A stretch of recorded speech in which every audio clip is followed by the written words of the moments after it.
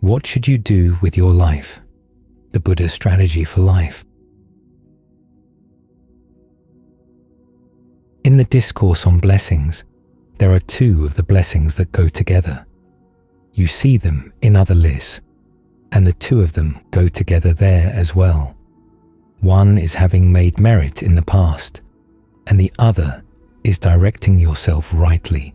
The first one, of course, is one over which you have no control right now. The merit in the past is showing itself in the opportunities you have right now, and that's the connection. You've got opportunities.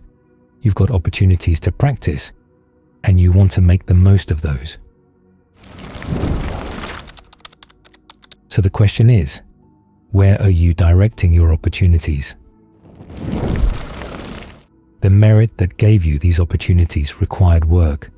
There's always effort in being generous, observing the precepts, meditating, developing goodwill. So you're living off the fruits of your past merit, your past work, and you don't want them to go to waste. Ajahn Fuang had a talk, one of the few talks of his that was recorded, where he talked about using merit to make more merit. It's just this point. You've got the opportunity to practice. Even though in Buddhism, they don't use the word gratitude for that kind of thing. You should have gratitude to other people. But you should also be grateful, in a way, to yourself for having created those opportunities. And what's the best way to show that gratitude? Make the most of the opportunities that you now have. Direct your attention inside and remind yourself that whatever happens in the world, the really important things that you're going to be taking with you when you leave this world are the qualities you develop in your mind. And it's not as if you're just taking from the world and running away. To develop those good qualities, you have to leave something good behind in the world, if nothing more than the good example of someone dedicated to the practice. When you think in these terms, it pares things down a lot. Many of the issues that clutter up the mind have to do with thinking way off into the future. What's going to happen then? What's going to happen after that? But the future is very uncertain. So uncertain that a lot of your plans for the future are going to be totally useless. You do know, though, that the best way to prepare for the future is the way you prepared for the present moment, by doing good things. That's what the principle of karma is all about. That's the part of karma that tends to not get into the heads of Westerners very easily, that your best protection is being good. There's a passage in the canon where King Pasenadi comes to see the Buddha. Having a Buddha living in his kingdom got him thinking. You have the impression that before that he wasn't much of a thinker. He had just been interested in power, but now that there was a Buddha down to the south of the city, every now and then he'd stop and think, what would the Buddha's perspective on my life be? There was one time he came to the Buddha and said, you know, those who have armies to protect them, but misbehave in their thoughts, their words, their deeds, they leave themselves unprotected. They really don't have any love for themselves. Now, we may not be maintaining armies ourselves, but we have our ways of throwing up barriers, throwing up protections for anticipated dangers. But if your mind is out of control, those barriers are not going to protect you from much.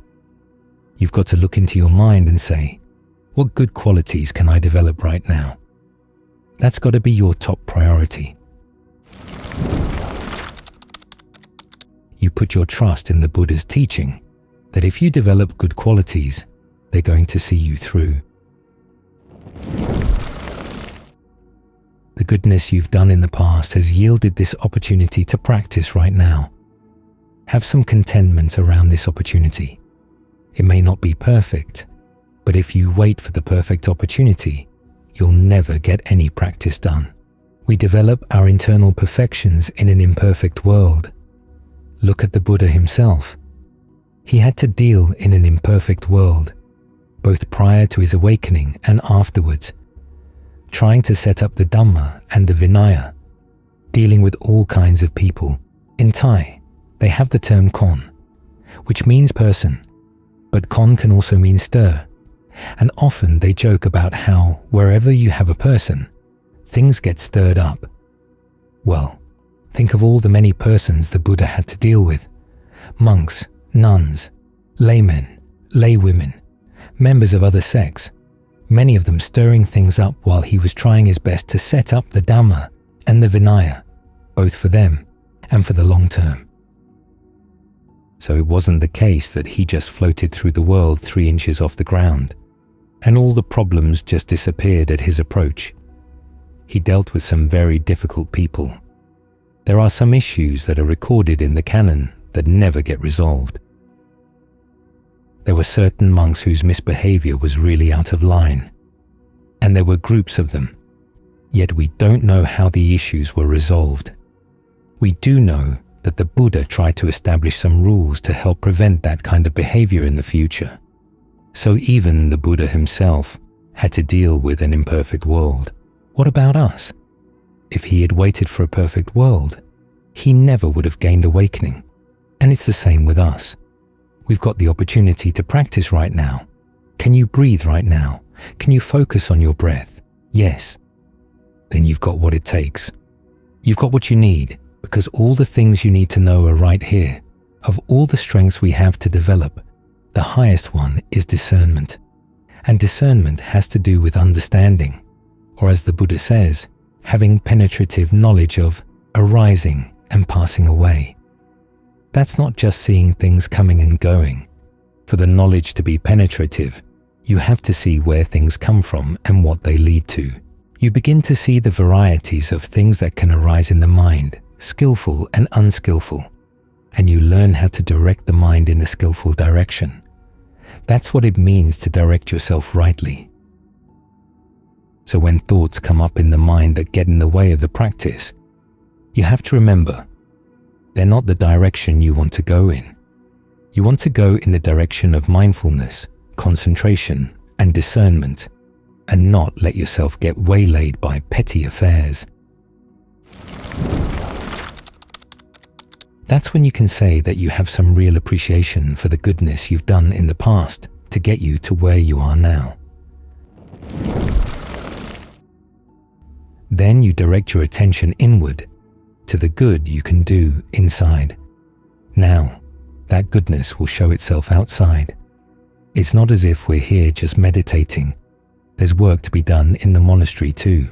But remember, the work shouldn't deflect you from the right direction, the direction in which you're developing perfections. Those perfections are meant to nurture good qualities in terms of your concentration and your discernment. So even though we have to look outside, we end up bringing all that goodness back inside, where it can generate the most good. So have some appreciation for where you are. It may not be perfect, but if it's good enough to practice, it's good enough. You often hear the question, where is the best place to practice? Well, the best place to practice is where you are right now. Because if you keep waiting for a better place, time goes past, and you begin to lose direction. For yourself to be rightly directed, it has to be directed right now at what it can clear up in the mind right now, what good things it can build in the mind right now. That's how you show your appreciation for all the work that it took to get here. And of course, the more you focus inside right now, the more you see, the more you can clean things up. This is the direction the Buddha's talking about. Of past and future.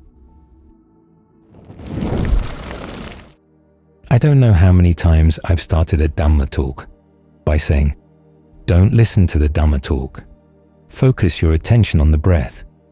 The talk is here to be a fence to direct you back to the present moment, direct you back to the breath in case you wander off. The reason I say that is because that's how the Dhamma functions as a whole. It's meant to point you back to your mind in the present moment, to what you're doing in the present moment, where you can relate things to the present moment. That's when you're using the Dhamma the correct way. When you find that the talk carries you off into speculation, you're using it in the wrong way. The Dhamma is meant to function as a set of tools to apply to the present moment. You're not here simply to be here. You want to understand why you're here, what you're doing here, what's the best thing to be doing here. When the Dhamma talks about the past or the future, it's meant to catch you if you've wandered off into the past or the future, and to bring you back, not only to bring you back to the present, but also to give you a perspective on what you're doing here. For instance, the teachings on karma. Every time the Buddha talked about cycles of past lives or the general direction of the universe in the future, he ended up by saying that it all comes down to what people do, that karma is what has fashioned the past, will fashion the future. And where is karma being made? Right here, right now. What is karma? Intention. That's the action being performed in the present moment. So you want to look at your intentions. The best way to do that is to meditate. As for the future we're shaping, think about the past you've shaped with all your past actions. What are the things you've regretted most? Sometimes you might think that you regret something that somebody else did, but the things that really burn inside are the harmful things you did. And they burn especially when you did them even though you knew they'd be harmful. Why did you do them? Because you weren't very alert, weren't very mindful. You let defilement take over the mind. How are you going to prevent yourself from doing that in the future? By developing mindfulness, developing alertness. Where do you do that? Right here, right now. So if you're concerned about the future, remember that if you take care of the powers of the mind here in the present moment, those powers will enable you to handle the future well when it comes. So the teachings related to past and future, particularly the teachings on karma, are designed to bring you back into the present moment and to give you an understanding of why you're here. You're not just hanging out in the present moment because it's a wonderful place to stay. You're not here passively. You're actually doing something here all the time. And what you're doing is important.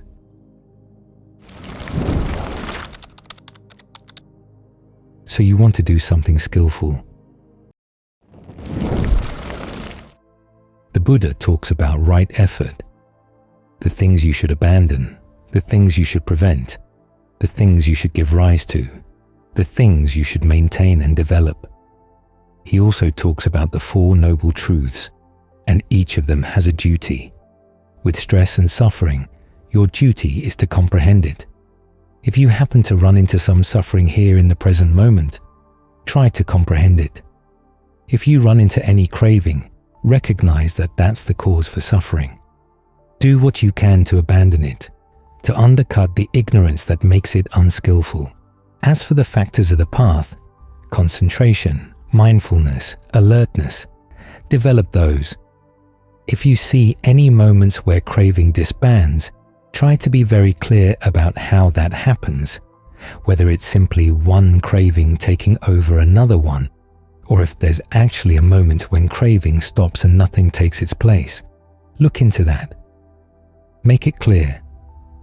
As for the right efforts, or the right exertions I mentioned just now, their purpose is to give rise to skillful qualities, like the qualities of the path, and then to maintain them. The preventing and the abandoning apply to the cause of suffering. So the Buddha's instructions are very clear. They tell you what to do, but they don't simply say, do this and don't think about why. They give you the reasons so that you understand why you're here in the present moment, why you're doing what you're doing. When you understand that much, you understand the purpose of the Dhamma. When you use the Dhamma for that purpose, you're using it properly, to come into the present moment and to sort out what's going on right here, and particularly to understand what your intentions are doing. So don't be worried if you don't know a lot about the Dhamma or don't understand it all. understand enough to bring the mind to stillness. Understand enough to bring the mind to the present moment, to watch what it's doing, to do it skillfully, to be mindful, alert, right here. If you find yourself wandering off, try to keep it as short a wander as possible. If the mind is persistent and constantly going back to the past or worrying about the future, keep reminding yourself of the lessons that the Dhamma has to teach about how to relate to the past and the future. The only really beneficial use for the past is to remember your mistakes and to resolve not to repeat them, to remember what you did well and see if it applies right now. As for the future, its main use is to remind yourself that you don't know how much future time you have left in this particular lifetime. Notice how the Buddha teaches recollection of death. It's not just keeping death in mind. The proper reflection is, if I had just one more breath, I could make good use of it. So where does that reflection focus you? On the present moment. You do have this one more breath, so make good use of it.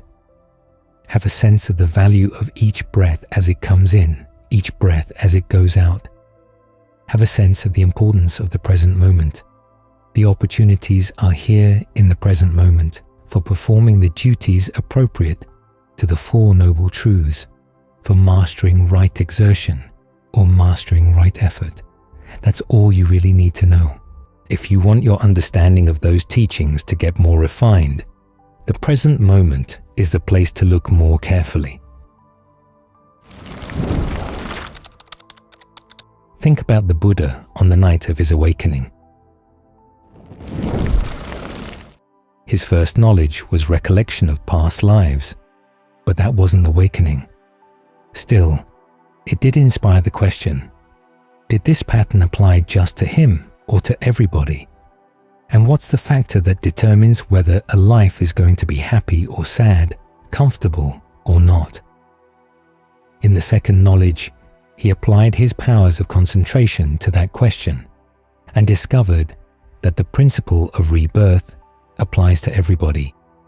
He also found that actions performed with right view, skillful intentions influenced by right view, the view that your actions are important, are the things that led to happy lifetimes. Unskillful intentions performed from wrong views lead to suffering. But then the Buddha did something very unusual. He applied that insight to the present moment. What do all these lessons have to do with the present moment? That's where the third knowledge came in. He focused on the immediate present, on the questions of stress and suffering right here and now, the causes for those things as they appear right here and now.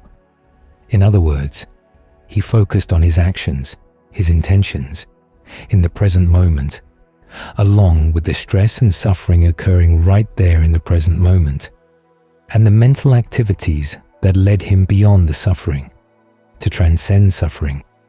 Those were all right there in that moment too. It was because he looked at the present moment in that way that he was able to break through to something else, something that can be touched right here in your awareness of the present, but lies beyond it. So learn to use the Dhamma in a way that keeps bringing you back to what you're doing right here, right now, with the determination to do it skillfully, with alertness, with mindfulness. If you have any doubts about why you're here, reflect on what the Dhamma teaches, that what you're doing right here is useful, very useful, both for you and for the people around you. A lot of people accuse meditators of simply running away from things, but we're not running away. We're running to the source of all things right here. We're accused of doing something totally useless to other people. Well, no, it's not. We're getting rid of greed, anger, and delusion right here. This benefits not only ourselves, but also everyone around us. That's our purpose for being here. And it's an important purpose. It's the most important thing we can do with our lives. The sort of thing that if it demands great sacrifices, we should be willing to make them. As the Buddha once said, even if your practice of the holy life brings tears bathing your cheeks in sorrow, frustration, and despair, you should stick with it. That's much better than giving up. This is the best use of your life. The Dhamma is there to remind you of that.